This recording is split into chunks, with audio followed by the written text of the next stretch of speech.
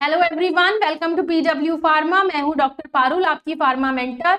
और बच्चों, आज बात करने वाले हैं, ये स्पेशली सेशन उन बच्चों के लिए है जो आरआरबी फार्मासिस्ट, जो अपकमिंग एग्जामिनेशन आपका आने वाला है उसकी तैयारी कर रहे हैं बच्चे। तो उनके लिए उनका सिलेबस कैसा रहेगा, कुछ जो हमारे इंपॉर्टेंट टॉपिक्स हैं उनको डिस्कस करेंगे, और साथ में ही ये भी डिस्कस करेंगे कि आपका कैसा प्रेपरेशन प्लान रहना चाहिए, आपकी क्या स्ट्रैटेजी रहनी चाहिए कि आपको किस तरह से अपनी प्रेपरेशन को आगे बढ़ाना है। तो चलिए स्टार्ट करते हैं। तो सबसे पहले तो ये जो आरआरबी फार्मासिस्ट की आपकी वैकेंसी आ रही है 2026 की, तो ये क्या है, what is this RRB pharmacist. तो अगर हम बात करें तो आरआरबी है आपका रेलवे रिक्रूटमेंट बोर्ड, जिसके अंदर फार्मासिस्ट एंट्री ग्रेड की बेसिकली वो भर्ती करता है। तो ये एक सेंट्रल गवर्नमेंट की जॉब है, और जो भी इसमें सेलेक्ट होंगे वो इंडियन रेलवेज के हॉस्पिटल्स, वहां के हेल्थ यूनिट्स और मेडिकल डिवाइसेस के अंदर बेसिकली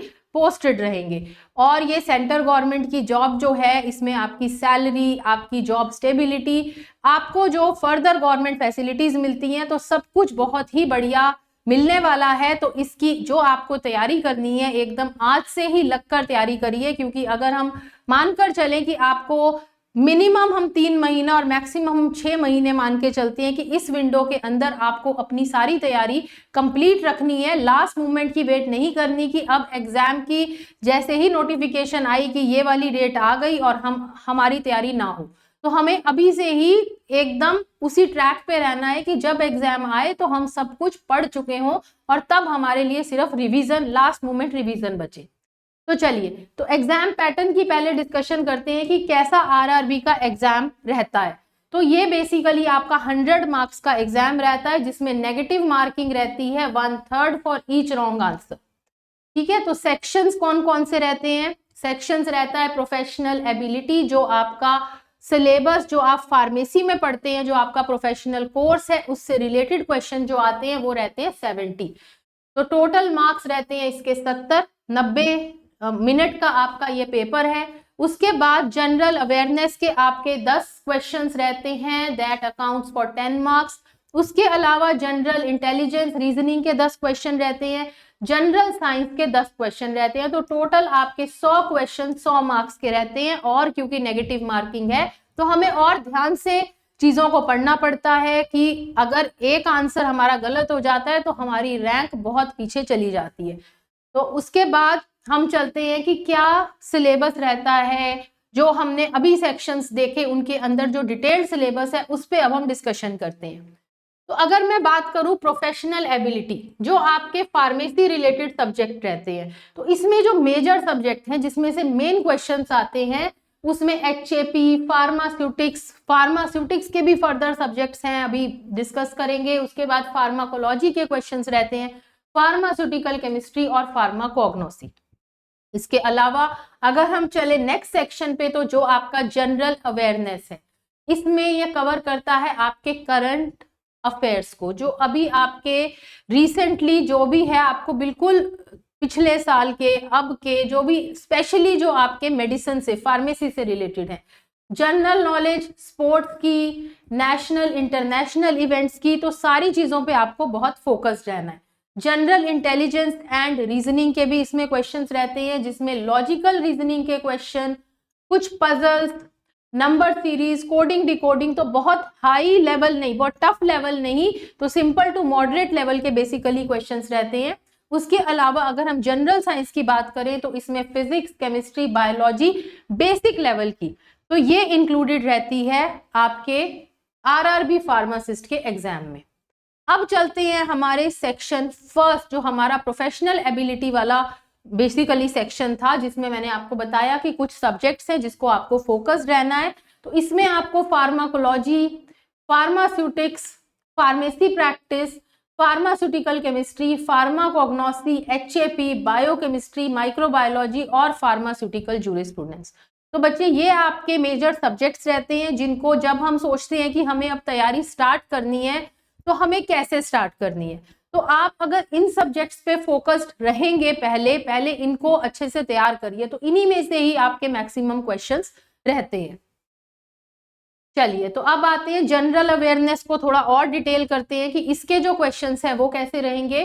तो current affairs last 6 to 12 months के, अब वो मैंने जैसे आपको बताया कि आपकी फील्ड से रिलेटेड तो होना ही चाहिए, उसके अलावा इंडियन पॉलिटी के क्वेश्चन जैसे constitution, fundamental right, article, parliament, history, ancient, medieval, modern India, geography के क्वेश्चंस, इंडियन स्टेट्स हैं, रिवर्स हैं, माउंटेन्स हैं, क्लाइमेट है, साइंस एंड टेक्नोलॉजी जैसे रिसेंट कुछ अगर इसरो की कोई इंफॉर्मेशन है, कोई मतलब जो नोबेल प्राइज से रिलेटेड क्वेश्चंस हैं, गवर्नमेंट की स्कीम्स और पॉलिसीज के लिए आपको हमेशा अपडेट रहना है, अवार्ड्स, ऑनर्स, ये आपको देखना है कि भाई कौन कौन से हैं, इसके ऊपर भी बिल्कुल अलग से इसकी तैयारी करके जानी है, सिमिलरली बुक्स और उनके ऑथर्स।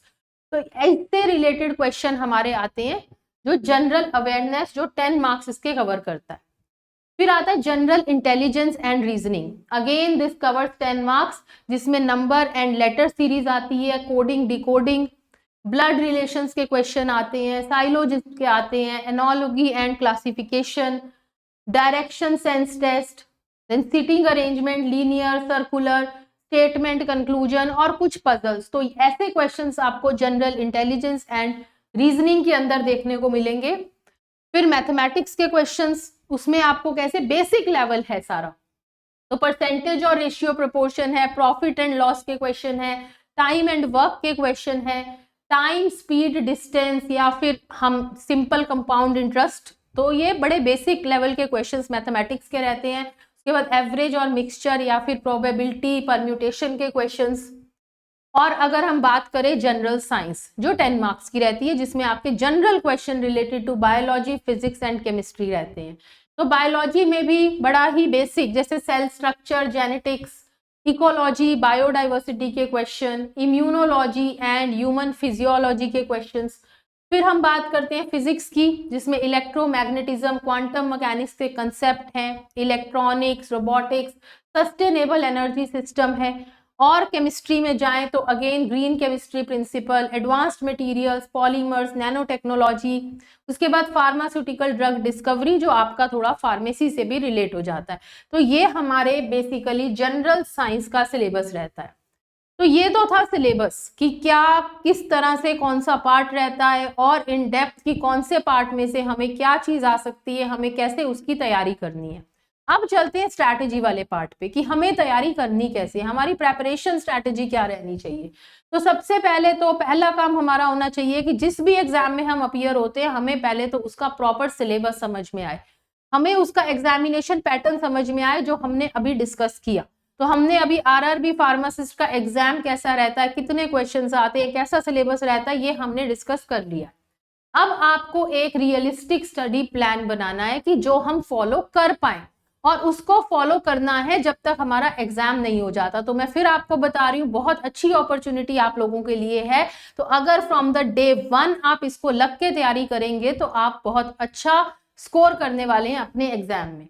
आपको कंसेप्ट्स पे फोकस करना है, आपको एमसीक्यूज को डेली प्रैक्टिस करना है। ये बिल्कुल हैबिट बना लीजिए कि जब तक एग्जाम नहीं होता है मुझे रोज इतने एमसीक्यूज को प्रैक्टिस करना है। रेगुलर आपको मॉक टेस्ट देने हैं, उसमें से आपको देखना है कि मेरी क्या मिस्टेक्स हैं। उन मिस्टेक्स को बेसिकली एनालाइज करेंगे और अपने वीक एरियाज के ऊपर आप काम करेंगे और फिर उन वीक एरियाज को इंप्रूव करते चले जाएंगे।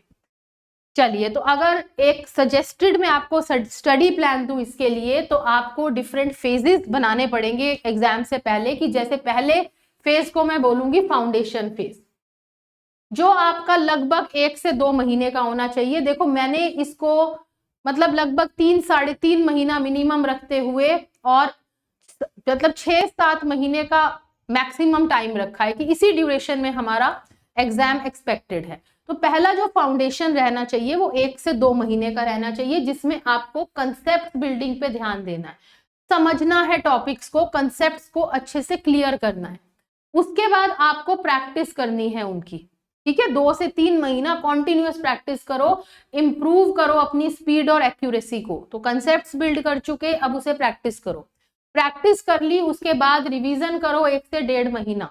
तो ये रिवीजन तो तब हो जब एग्जाम का नोटिफिकेशन आ गया कि अब हमारा इस दिन एग्जाम है, तो ये स्टेजेस तो आपके उससे पहले कंप्लीट हो जाने चाहिए। स्ट्रॉन्ग रिवीजन आपका जो है वो आपके कॉन्फिडेंस को बढ़ाएगा। तो जब आप एग्जाम देने जाओगे, अगर आपने कंसेप्ट अच्छे से क्लियर है, आप उसकी प्रैक्टिस कर चुके हो, आपकी रिवीजन कर चुके हो, तो आपके अंदर कॉन्फिडेंस का लेवल ही अलग होगा। और बिल्कुल लास्ट के 15 दिन तो फाइनल टच के लिए रखने हैं, बस एग्जाम रेडी होना है उस 15 दिन में आपको।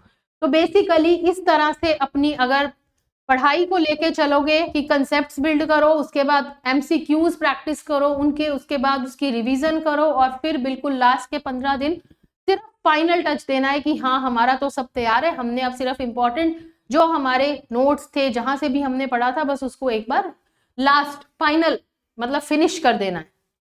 अब आते हैं कि क्या कुछ और इंपॉर्टेंट पॉइंट्स हैं। तो कुछ मेरी तरफ से इंपॉर्टेंट टिप्स कि आप जब भी कंसेप्ट्स बिल्ड करें तो साथ साथ कुछ अपने नोट्स बनाते चले जाएं जो आपको इंपॉर्टेंट पॉइंट्स लगे, जो आपके रिवीजन में आपको बहुत हेल्प करेंगे। जब हम खुद के हाथ से कोई चीज लिखते हैं, जब हम उसको फिर से पढ़ते हैं तो हमारे लिए चीजें बहुत ईजी हो जाती हैं। तो हमें शॉर्ट नोट्स बनाते चले जाना है रिवीजन के लिए जब हम अपनी कंसेप्ट बिल्डिंग फाउंडेशन फेज में चल रहे हैं। डेली प्रैक्टिस करो, ये हैबिट शुरू से ही डाल लो। मतलब जब आप कंसेप्ट्स भी बिल्ड कर रहे हो तो वो ये नहीं कि सिर्फ थ्योरी ही पढ़ रहे हैं, तब भी कोशिश करो कि आप पहले दिन से ही जो टॉपिक पढ़ते हो उसके एमसीक्यूज, या उसके नहीं तो आपके पास तो बहुत सारी ऑप्शंस हैं, क्योंकि अपार्ट फ्रॉम योर फार्मेसी आपके पास जनरल नॉलेज, उसके बाद आपकी कितनी बेसिक साइंस, इतने सारी चीजें हैं पढ़ने के लिए। तो आपको तो रेगुलर एमसीक्यूज को प्रैक्टिस करना है, तो कोशिश करें कि कम से कम 100 एमसीक्यूज को आप साथ लेके चले। इतने नहीं एक दिन में कर सकते हो तो धीरे धीरे बढ़ाओ, ठीक है। तो स्टार्ट कर दो पहले दिन से ही एमसीक्यूज प्रैक्टिस करना, कंसिस्टेंट रहना है। ये नहीं कि 2 दिन पढ़ा 4 दिन छोड़ दिया फिर अगले हफ्ते याद आया कि अब 2 दिन और पढ़ लेते हैं, नहीं। You have to be very consistent and you have to be positive. Positive attitude के साथ पढ़ाई शुरू करो कि मुझे ये एग्जाम क्वालिफाई करना है, तो आपका एग्जाम जरूर क्वालिफाई होगा। कॉन्फिडेंस भी बढ़ेगा, पढ़ाई करने का मन भी करेगा। उसके बाद नींद अच्छी लेनी है, हेल्दी डाइट लेनी है और एक्सरसाइज करनी है। ये सब करने से आपका जो पढ़ने की एक बोलते हैं ना क्षमता होती है वो बढ़ जाएगी। तो आप और अच्छे से मेमोराइज कर पाओगे चीजों को, आप अच्छे से समझ पाओगे चीजों को। तो अपने आप पे भी ध्यान देना है, तो हेल्दी रहना है, अपने दिमाग को इस तरह से बस सेटल कर देना है कि रूटीन फिक्स हो जाए कि इतने घंटे की नींद लेनी है। कोशिश करें जितना आप बाहर का खाना अवॉइड कर सके उतना करें, हेल्दी खाएं और डेली एक्सरसाइज को भी टाइम दें और अपने आप में विश्वास रखें। नेगेटिविटी की तरफ नहीं जाना। कोई बोले कि नहीं इतना सिलेबस है कैसे करेंगे, क्यों नहीं करेंगे भाई, हम ऑलरेडी फार्मेसी पढ़ चुके हैं, हमें पता है हमारे सब्जेक्ट्स के 70 नंबर उसमें से आना है, हम ऑलरेडी एक बार ही पढ़ के आए हैं। अब हमें उसे कॉम्पिटिटिव की तरह एक तैयारी देनी है ना। तो नोट्स जो हैं वो उस तरह से बनाने हैं कि हम अपने कॉम्पिटिटिव एग्जाम के लिए इंपॉर्टेंट पॉइंट्स, हाईलाइटेड पॉइंट्स रखें और हम उसको बाद में रिवाइज करते करते चले जाएं। आरआरबी के प्रीवियस ईयर के क्वेश्चन पेपर्स लीजिए, उनको सॉल्व करिए, उनको पढ़िए, जिससे आपको बहुत आइडिया हो जाएगा कि किस तरह का क्वेश्चन आरआरबी फार्मासिस्ट के एग्जाम में आता है। पीवाईक्यू पढ़ने के बाद जैसे मैंने आपको बताया कि आपके जो इंपॉर्टेंट सब्जेक्ट्स हैं फार्मेसी के, एक एक करके तैयारी शुरू करिए। तो अगर आप फार्माकोलॉजी, मतलब खुद का भी एक इंटरेस्ट होता है कि किसी बच्चे को कोई सब्जेक्ट अच्छा लगता है, कोई स्यूटिक्स को इजी मानता है, कोई कोलॉजी को इजी मानता है, तो ये सारे सब्जेक्ट्स बड़ी अच्छी वेटेज में आते हैं। तो आप पहले इजी सब्जेक्ट से शुरू करिए जिससे कि आपका कॉन्फिडेंस और बढ़ जाएगा, ठीक है। तो मुझे लगता है कि काफी आपको हेल्प मिलेगी आज की जो हमारी डिस्कशन रही है। तो जो भी हमारे एस्पिरेंट्स हैं आरआरबी फार्मासिस्ट के, उनको सबको all the very best. We are always there for your guidance. Thank you and all the very best to all of you.